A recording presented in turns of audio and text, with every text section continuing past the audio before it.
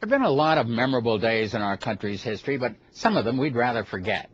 September 11th, 2001 is one of those.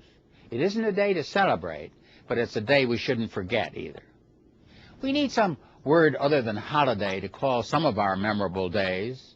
Pearl Harbor, December 7th, 1941, was one of the worst days in our country's history. The day John F. Kennedy was assassinated was a bad day. It was the death of just one man, but JFK was so very American that we all died a little when he died. Presidents James Garfield, William McKinley, and of course Abraham Lincoln were all assassinated. If you're the president, you must think about them every time you go out in public. I hope we're more careful protecting our president now. The Wall Street stock market crash in 1929 was a different kind of disaster.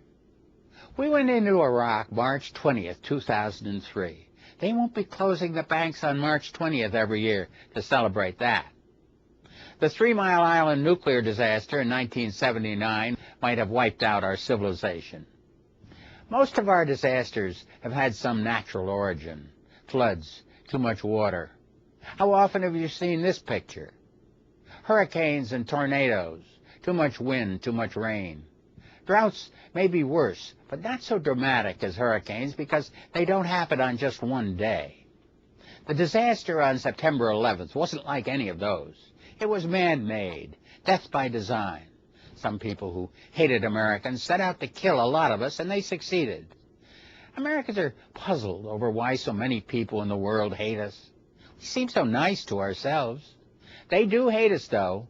We know that, and we're trying to protect ourselves with more weapons.